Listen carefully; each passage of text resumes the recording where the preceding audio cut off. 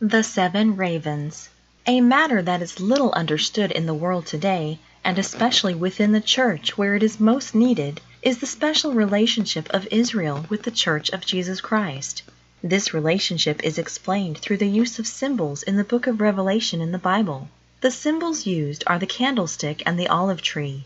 These are the two witnesses standing before the God of the earth, as described in the 11th chapter, and are to have an important role in the coming drama of the ending of the present age. It would seem essential that we have a clear understanding of the rapport of Israel with the Church, which shall raise them up to heaven in a cloud, as further described in Revelation. This tremendous event is something that even their enemies shall behold, and for those of Israel who belong to the Church, there should be something of expectation of these things that lie just ahead. Our grasp of this is hindered, however, by a lack of understanding of the term Israel. Unless we know who Israel is, we cannot know who it is that shall come to this reward. And the fact that Israel bears a common affiliation with the Church is the subject of not only the 11th chapter of Revelation, but of the story of the seven ravens, also, with which we here deal. But first let us look at the term Israel. As the Saxon fairy tales attest, Israel is discovered preponderantly among the descendants of the Angles, the Saxons, the Celts, and the Jutes. Israel, as the name given to Jacob by God, is composed of the 12 tribes derived from his 12 sons, who in later years appeared upon the pages of history in the role of invaders conquering the island of England.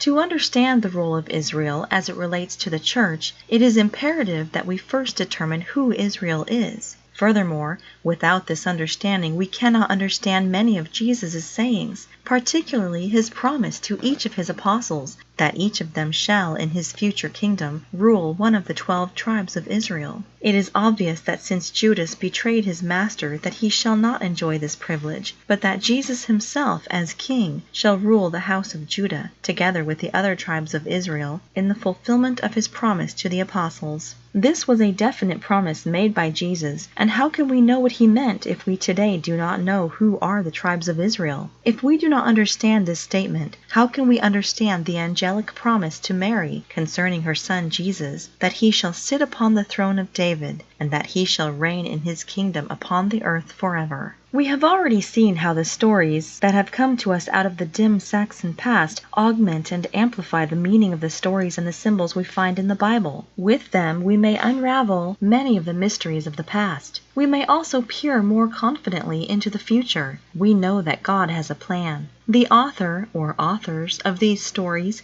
framed them upon a familiar biblical background. We find old biblical characters in new dress and in new surroundings, just as the children of Israel found themselves in new country and in new situations after escaping from Babylon. The new center of Israel activity had gravitated north and west to what is now Saxony, Denmark, Normandy, and later to England, and finally to the Americas and to all parts of the globe. The very place of origin of these stories add another mark of identification of modern Israel. Conjoined as they are with the whole racial heritage of the Anglo-Saxon Celtic peoples of the world today, their very content holds the key to further discoveries of this valuable heritage. They prescribe and hold the very birthright of Israel, even though she herself has forgotten it. Someday, and soon, she will be glad to claim this birthright. It will mean her very life to regain it. But now let us turn to the story of the seven ravens and look for the message it contains for Israel as a people and Israel as an agency of rescue to the Church. In this story, the teller has very deftly reached out for new symbols, and he does this for a very definite reason. His purpose here is to portray the truths of the Bible a little more colorfully, a little more convincingly, with a special appeal to children. He is also intent upon depicting conditions today, so that we in turn will recognize them for what they are. In this story, he describes the modern-day church, using symbols just as accurate and just as telling as any in Revelation. In Revelation, John is shown the 7 candlesticks as the symbols for Christ's church. In our story, the candlesticks are changed to ravens, and the negative account of the 7 churches of Revelation becomes the story of the 7 ravens. In Revelation, John tells how he turned to see the voice that spake with him, and being turned, I saw 7 golden candlesticks, and in the midst of the 7 candlesticks one like unto the Son of Man, clothed with a garment down to the foot, and girt about the paps with a golden girdle. His head and his hair were white as snow, and his eyes were as a flame of fire, and his feet like unto fine brass, as if they burned in a furnace, and his voice as the sound of many waters. And he had in his right hand 7 stars, and out of his mouth went a 2-edged sword, and his countenance was as the sun shineth in his strength. Revelation chapter 1, verses 12 through 16. This description of the ascended Jesus is one of the most magnificent which the Bible affords. At the sight of this majestic being, it is no wonder that John was greatly overcome, and fell at his feet as dead. In such a manner must have Jesus appeared to Saul on the road to Damascus. Saul, because of the dark purpose of his journey, and by the negative nature that was his, must have been stunned at the sight of the glory of Jesus even more so than John. John, who loved Jesus all the days of his ministry and was very devoted to him. It is significant that John spies first the 7 candlesticks with which the very presence of the Christ is merged. In the last verse of this first chapter is given the meaning of the candlesticks which John saw. The 7 stars are the angels of the 7 churches, and the 7 candlesticks which thou sawest are the 7 churches. The symbol for the churches is, spiritually speaking, the candlesticks. The reason for the choice of ravens as symbols for the churches by our author is explained in the 2nd and 3rd chapters of Revelation. These chapters are devoted to describing the churches in future history, pointing out to John the faults and the error into which the church is fallen in each era of the future church. While these descriptions are given as messages from Jesus to the local churches served by John, the churches at Ephesus, Smyrna, Pergamos, Thyatira, Sardis, Philadelphia, and Laodicea, all clustered together within a very small area of southern Turkey. Jesus was speaking in larger terms to the whole of his church as it extended its life down through the avenues of the future. Having been given knowledge of the entire future at his ascension into heaven, Jesus here describes the frailties and weaknesses of his church as it expands and grows. These are all human qualities, not of the light. They were anything but spiritual qualities, the qualities of the lighted candlestick. So the church as the raven is described in our story according to its worldly characteristics. The raven wears the blackest of the black. In a search for symbols, our author obviously chose this bird for its complete blackness. This bird is in direct contrast to the selection of the white dove found in the story of Cinderella and the white duck in the story of Hansel and Gretel. Whereas the white bird denotes always the presence of the Holy Ghost, the black raven would denote the absence of this same Spirit. The lack of attention to the Holy Spirit is characteristic of the church of today. Healing, which is a function of the Holy Spirit, is almost absent from the church today. That divine alertness which is so necessary to meeting the satanic influences in modern life, and awareness of the sublime presence of God so vital to the spiritual strength of the Christian, is lacking. Jesus describes this church as lukewarm, and says, Go then, because thou art lukewarm, and neither hot nor cold, and neither cold nor hot, I will spew thee out of my mouth.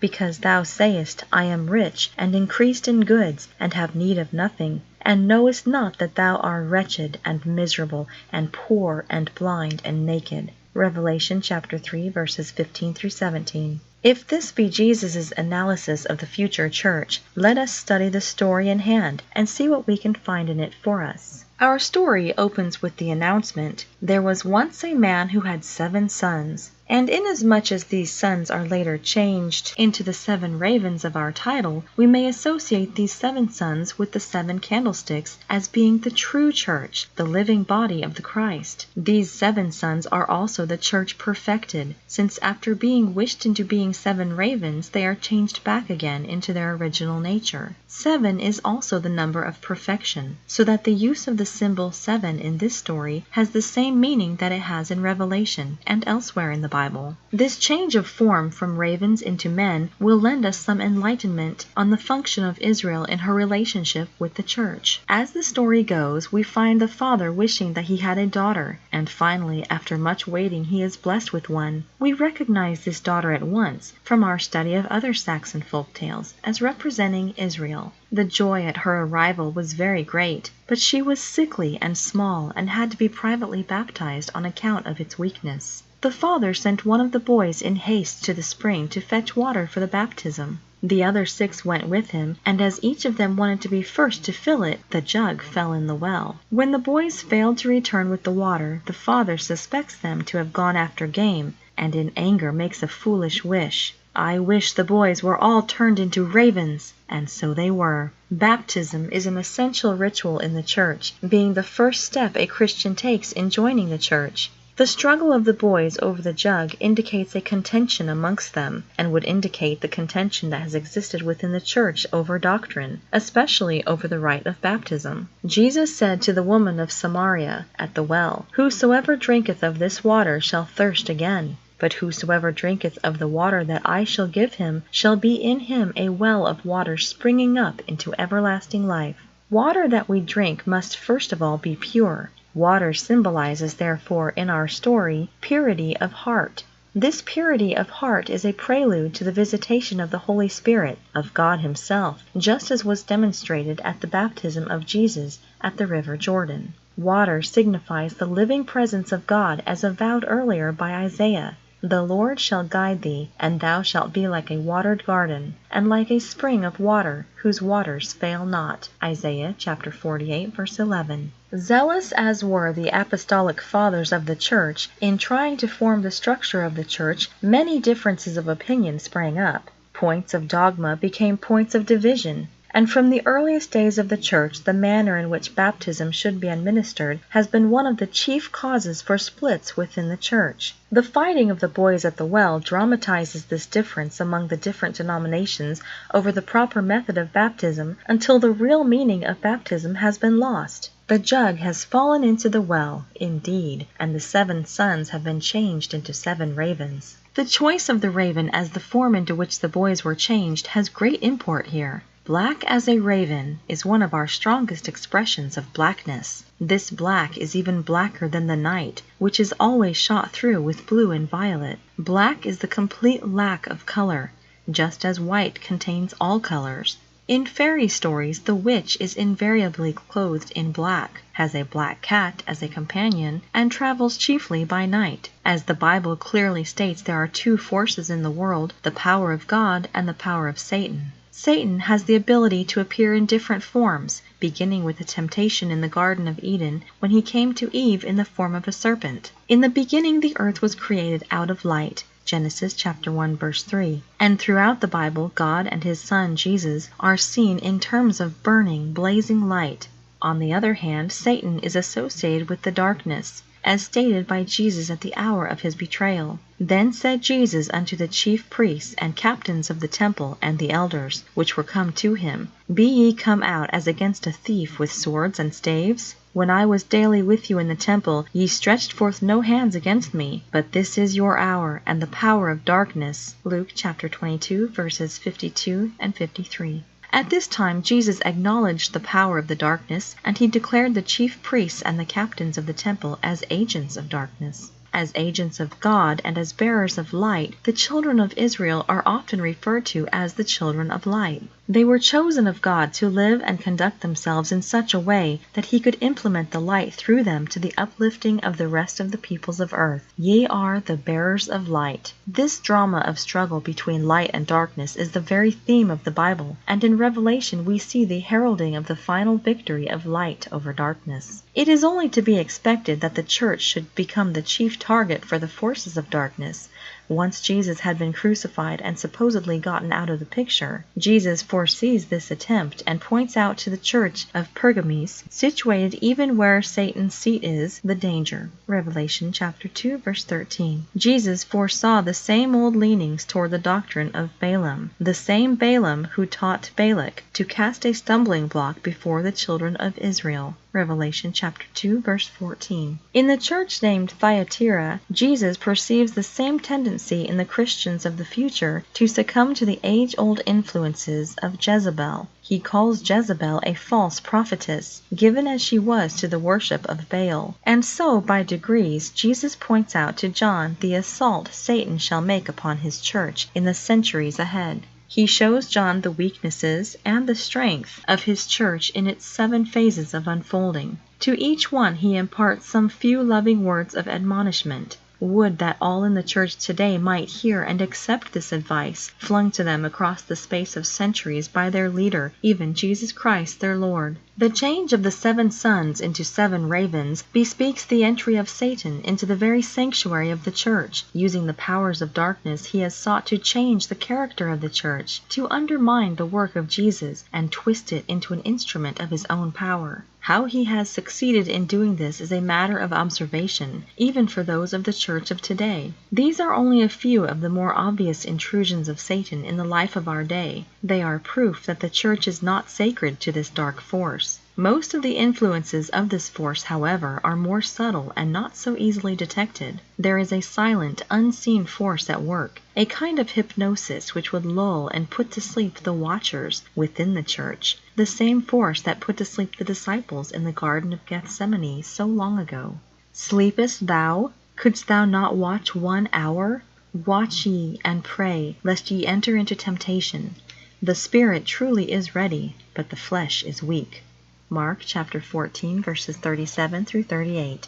Thus asked Jesus of his disciples in that dark hour. Such is the question that he asks of every Christian today. As the Father spoke the words that changed his sons into ravens, he looked up and saw 7 coal-black ravens flying away. The parents could not cancel the curse, and however sad they were at the loss of their 7 sons, they still to some extent comforted themselves with their dear little daughter, who soon grew strong and every day became more beautiful. Then follows in our story a very revealing statement. For a long time she did not know that she had had brothers, for her parents were careful not to mention them before her. This passage refers to a definite time period in history. The little daughter we recognize again as Israel, the darling of her father's heart, none other than God the Father, whose love for Israel is so variously expressed in the passages of the Bible. Latter-day Israel was ready when the first Christians began to arrive in Ireland, England, and Scotland. In about the year 38 A.D., Joseph of Arimathea left Jerusalem and with a group of other followers of Jesus arrived on England's shores. They came inland to an island called Glastonbury, and there he erected a little wattle church,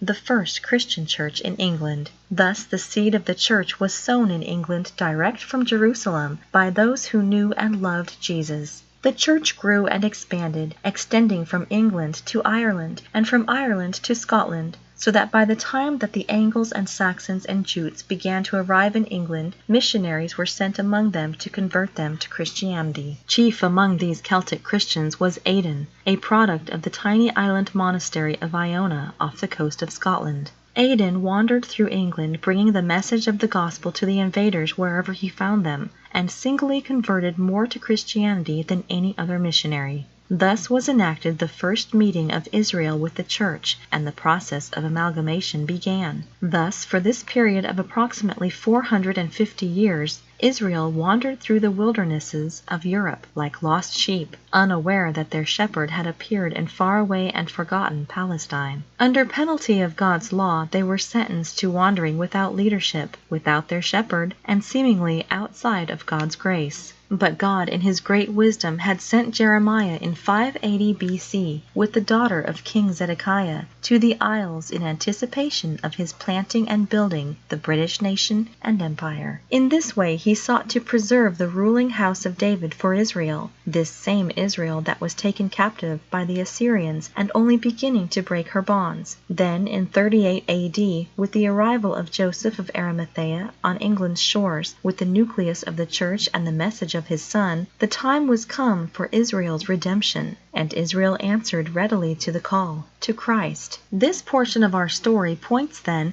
to the period of history when Israel was lost in the wilderness and was ignorant of the existence of Christ and the birth of his church. This is the period referred to by the prophet Hosea when he said, "For the children of Israel shall abide many days (years) without a king, and without a prince, and without a sacrifice, and without an image, and without an ephod, and without a teraphim." Hosea chapter 3, verse 4. This was part of the punishment for having forsaken the laws of God. This punishment was not to be fully lifted from them until the end of the 7 times of the Gentiles, or 2,520 years. The bringing of the Stone of Scone from Scotland to Westminster Abbey by King Edward signaled the end of the prophecy of Hosea, and a prince of the house of David again ruled over Israel, and no more would she be without an ephod and without a teraphim. As the inflowing tribes of Israel accepted Christianity, we witnessed the blending of Israel and the church. This process was overwatched by an angel of the Lord, who says in Revelation, "I will give power unto my 2 witnesses, and they shall prophesy 1,260 days (years), clothed in sackcloth."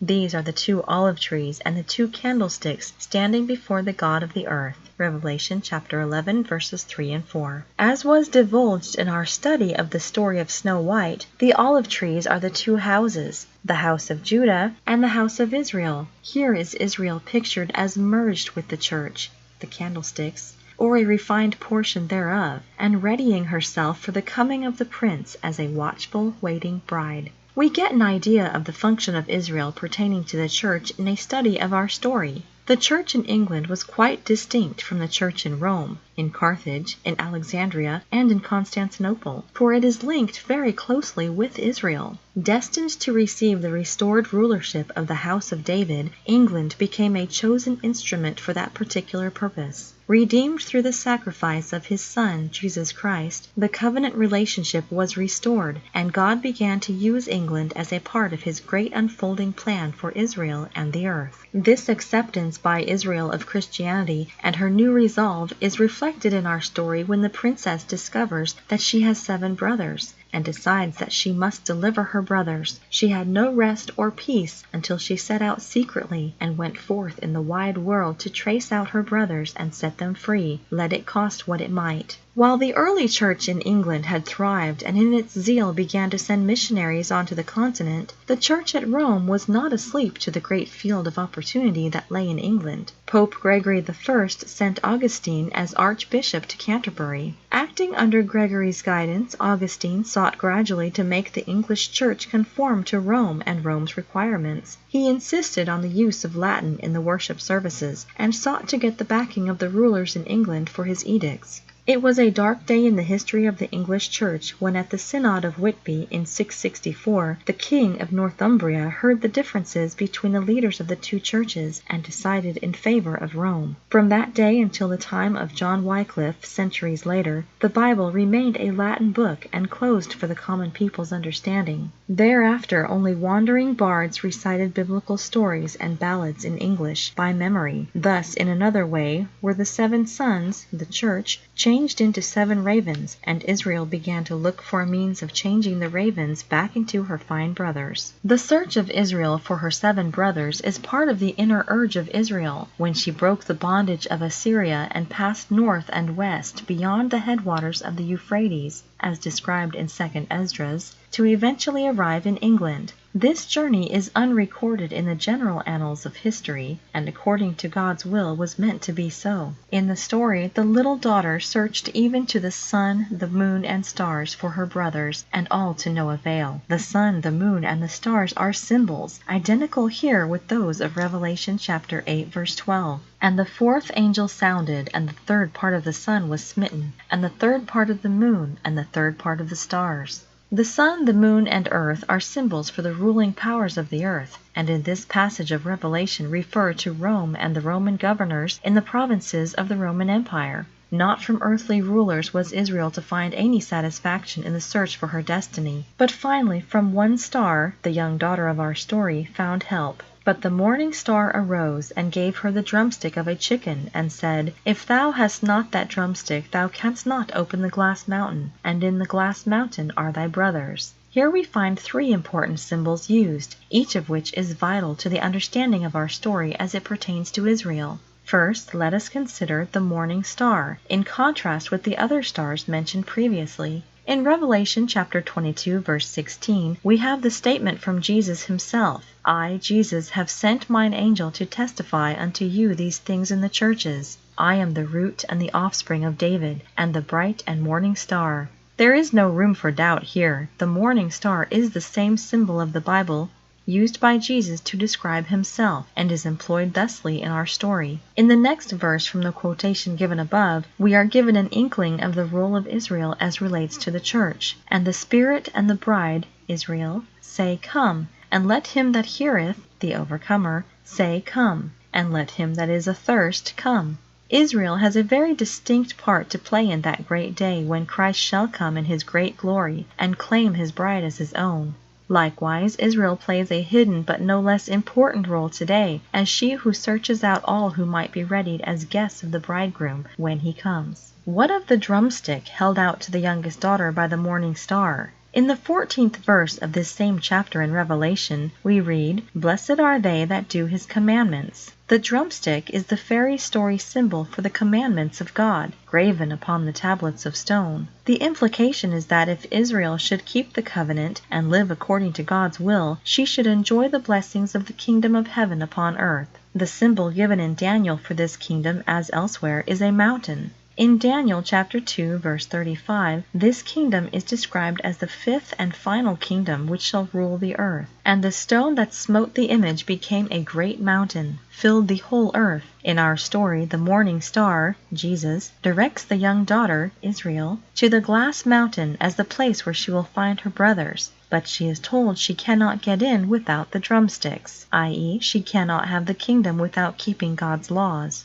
Jesus in his ministry said, Think not that I am come to destroy the law or the prophets. I am not come to destroy, but to fulfill. Matthew chapter 4, verse 17. The covenant name of God, I am, is also the name of the Christ. Moses was told to say to the children of Israel, I am hath sent me unto you.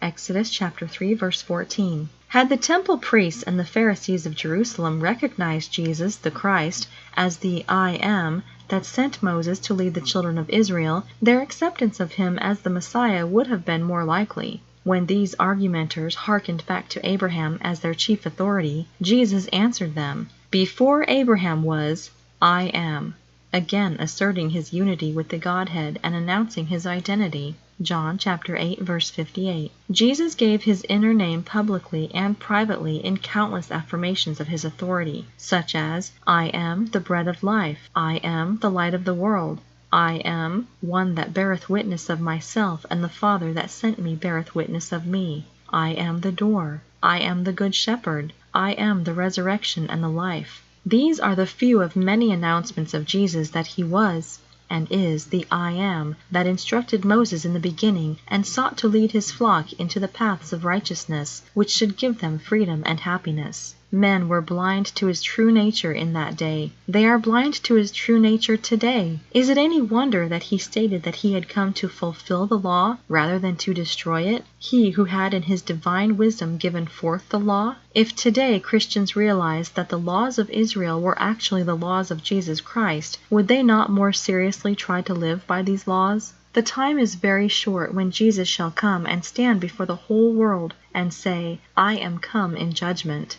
just as he said in Jerusalem nearly 2,000 years ago. But this time he shall come in power and glory. Men shall not crucify him again, but rather shall he judge them by their faith or by their sins, and take to himself his own. The maiden took the drumstick, wrapped it carefully in a cloth, and went onwards again until she came to the glass mountain. The door was shut, and she thought she would take out the drumstick, but when she undid the cloth it was empty, and she had lost the good star's present. This loss of the drumstick is symbolic of the breaking of the covenant by the children of Israel and the loss of the lands of Canaan which God had given them. This passage is the subject matter of the book of Jeremiah in the Bible, and the fulfillment of Jeremiah's prophecy is the destruction of Jerusalem and the capture of the house of Judah, similar to that of the house of Israel, and their removal as bond slaves to the lands of Babylon. The kingdom of God became an unfulfilled promise to them, but only because of their rejection of God's laws and wishes for them. The redemption of these people is next described in our story, the same redemption as depicted in the Bible through the crucifixion of Jesus Christ. Having lost the drumstick, The covenant relationship having been broken, the little sister took a knife, cut off one of her little fingers, put it in the door, and succeeded in opening it. The little finger mentioned here is the symbol for Jesus Christ, and the cutting off of the little finger betokens the broken, bleeding body of our Lord upon the cross. It was by the willing sacrifice of Jesus that the sons and heirs of Israel were canceled out, so that she might go on to fulfill her destiny ordained by God. As a rescuer of Israel, Jesus clearly foresaw need of an intermediary agent, and that agent was himself. But the rescue will not be completed until the return of Jesus himself to the earth, and at that time will Israel receive her promised reward. For let us not forget that Jesus is He that is holy, He that is true, He that hath the key of David, Revelation chapter 3, verse 7, and that as the Lion of Judah Jesus is and will be the King of all Israel upon his return. The black cloak that enshrouds the church today will not be removed until that great day. It shall be replaced at that time with a garment of shining white light, even the garment of righteousness, which is ready to be worn by the saints. Jesus left with his disciples the simple ceremony of the Holy Communion to remind him of his sacrifice. And he took bread, and gave thanks, and brake it, and gave unto them, saying, This is my body which is given for you. This do in remembrance of me. Luke chapter 22, verse 19. Jesus saw the importance of Christians down through the centuries to remind themselves of his sacrifice. It is through the observance of this request of his that Christians draw closer to each other in love and are prompted to follow in the way of the Master. By means of the Christ shall Israel have her inheritance and enter into the rewards of the kingdom, and through her shall the church be rescued from the spell that has been cast upon her. As the two witnesses shall they stand side by side before the God of the earth, and perceive his glory and his great beneficence. And so, in our story, it is by means of her little finger that the maiden opens the door into the glass mountain. Having gained entry into the mountain, the 7 ravens are not to be found too readily. We here get an insight into the manner in which the 7 brothers, the church, are to be restored. A dwarf shows the maiden where the ravens were wont to stay, but tells her that they are not at home. The Lord ravens are not at home, but if you will wait here until they come, step in. As the dwarf brings in dinner in preparation for the coming of the ravens, we see the maid tasting of each plate and sipping from each glass. In the last glass she dropped a ring which she had brought away with her. It is significant here that it is the maid, Israel, who has the ring, and that it is by recognizing this ring that the ravens knew their little sister and are magically changed back into their human form again. Thereupon they embraced and kissed each other and went joyfully home. The transformation of the ravens into the 7 brothers is described in Revelation chapter 11, verse 12. The Spirit of the life of God entered into them, and they stood upon their feet, and great fear fell upon them which saw them. And they heard a great voice from heaven, saying unto them, Come up hither. And they ascended up to heaven in a cloud, and their enemies beheld them. The transformation of Israel and the church will actually take place at the same time. The glorified church and sanctified Israel will rise together in the ascension. Thus, the pattern which Jesus set for them on the hill of Bethany so long ago will take effect for thousands of individuals in the very near future. It remains for those of the church to look upon the ring that will identify Israel for them, and then shall they rejoice and return home with her to the Father. This process of revealing the marks of identification of Israel is now in progress, and it is imperative that as many as possible in the church awaken to this great truth. It is essential to their own salvation as well as national Israel. It is not destined for all in the church to awaken, as indicated in Matthew chapter 25, verse 1, but joyous rewards await those who do. Discernment and decision, these are the 2 qualities which Jesus would ask of his followers in these turbulent days. And there are 2 other words which he left for those of this generation which we should honor: watch and pray. Again, in the story of the 7 ravens, we have been given a pattern of the past and a pattern for the future. We note that this story, as do the other Saxon tales, has an assuring note of certainty for us today. The story backs up the Bible. It opens our eyes as to the meaning of the 2nd and 3rd chapters of Revelation, which is an enigma to many. It is a story for children, yes, but only secondarily so. It was designed to strengthen the wavering Christian of today, to reveal to him the times in which he lives in a new light, and so extend to him courage and promise for the future. Marvelous events lie just ahead for him, could he but see them. It is for this purpose that the Saxon folk tales were created. They were meant to entertain children, yes, but further than that, they were to strengthen the faith of the believer and enlarge his understanding that he might be a more vibrant Christian, faithful, true, and strong. The end.